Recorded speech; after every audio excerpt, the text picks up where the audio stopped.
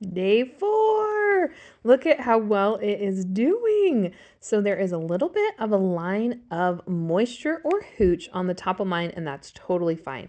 This is showing that it is becoming a live and active culture because there must have been some yeast, because then there was some bacteria. It looks as though it had done a little something. It is quite wet today. So I'm just going to stir all of that mixture in, and today we're going to do our very first discard and feed. Welcome to day 4 of getting your sourdough starter ready. So we have fed it 3 days that we made it, we fed it. So this is day 4, and we are going to do our first discard and feed. And so this should have gotten thinner. Do you see how it's quite a bit thinner than we mixed it up? Mine also had a line of liquid, and sometimes the liquid might be in the bottom. It's just kind of how it settles. That's completely normal, and it's a great sign. It means that your yeast and bacteria are getting very active. So we're gonna stir this. There was some bubbles. It was bubbly on the top. It's not really rising at all, but it is bubbly. It's smelling a little bit like yeast, a little bit sour, but look how thin it is. So for this, we are only going to keep 25 grams, and for that, I am gonna measure. So 25 grams is about 2 tablespoons.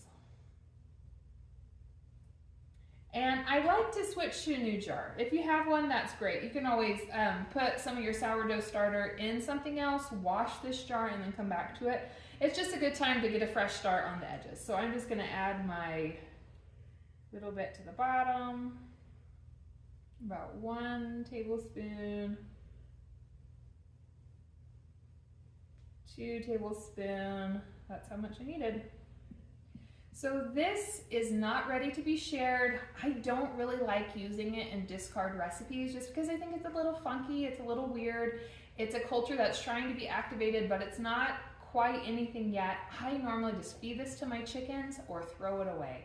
If you want to try to use it, I would look up something like a sourdough discard pancake recipe or maybe crackers, but sometimes I think that they often have a bad flavor. It's not a developed starter. It's not ready to do anything with, but we're not using cups and cups. Half of this is water, so we're only throwing really about a half a cup of flour away, and it's just okay. I'm gonna throw mine, I'm gonna give mine to my chickens. So then I'm just gonna feed this. I already measured out my flour.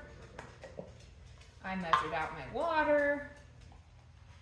And this is gonna look a lot like day 1. We're just stirring this out. And I'm gonna push, oh, I didn't need to touch it, doesn't matter. I'm gonna push this down on the edges, all the way so it's nice and clean. And then this time, I'm interested in what it is doing. So I'm gonna kind of flatten it out. You see how that is? And I'm pushing the edges down to get all the bubbles out. So I'm either gonna use a permanent marker, and I'm gonna make a line here, or I'm gonna put a rubber band around it. And now for the next 24 hours, I'm just gonna watch it. I'm gonna see if it rises a little bit. I'm gonna look for bubbles. This should be the first time that it could potentially rise very much, and we're just looking at it. So now from day 4, moving forward, we're going to do that every day now. You don't have to use a new jar, but if you have 2, you can switch in between them. So tomorrow, we're gonna discard and feed. That means we're gonna get rid of what is here except for 25 grams. Then we're gonna feed it the 50 grams of water and the 50 grams of flour. We're gonna repeat this daily until it becomes a sourdough starter. And so that will take anywhere between 7 and 10 days, not additional days, just in this process. We're on day 4. You could have a pretty active starter by day 7. Most people, it will be between day 10 and 14.